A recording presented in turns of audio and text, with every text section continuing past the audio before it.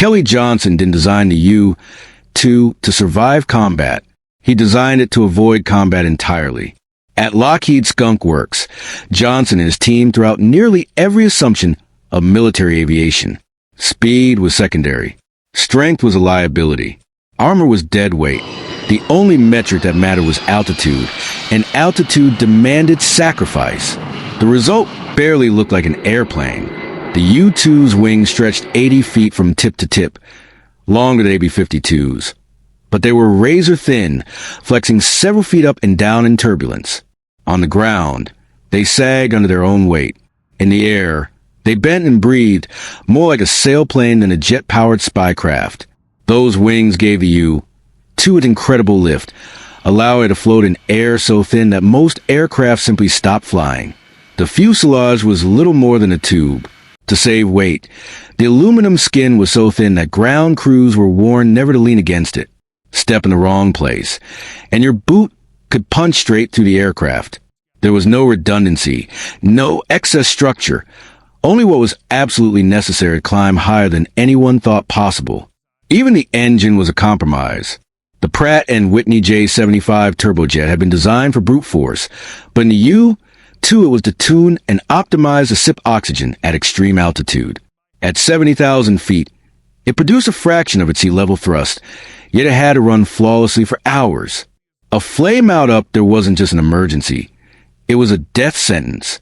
But the true miracle of the U-2 wasn't how high it flew. It was what it carried.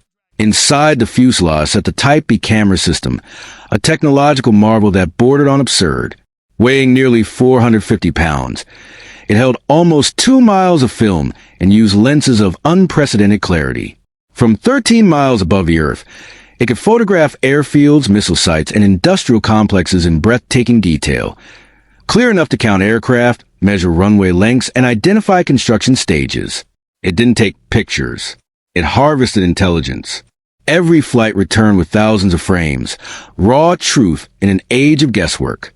Analysts pored over the images with magnifying glasses, turning shadows into measurements and rumors into facts. Entire Cold War strategies were rewritten based on what that camera revealed. But the U-2's greatest strength was also its greatest danger. At altitude, the aircraft flew in a narrow, unforgiving envelope known as the Coffin Corner. Fly too slowly, and the wings would stall, dropping the aircraft into an unrecoverable fall. Fly too fast, and shock waves would form over the wings, threatening structural failure. The margin between the two, sometimes as little as 5 knots, was all the room a pilot had. 5 knots. For 9 hours. There was no room for distraction, no room for fatigue, no room for error. And because the air was too thin to sustain life, the pilot flew inside a pressurized cockpit while wearing a full-pressure suit, an astronaut's outfit years before NASA made it famous.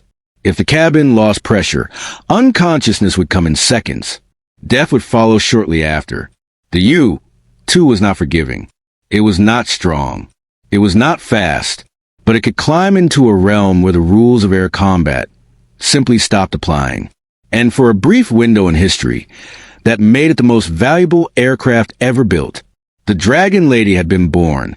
Now it needed to be hidden,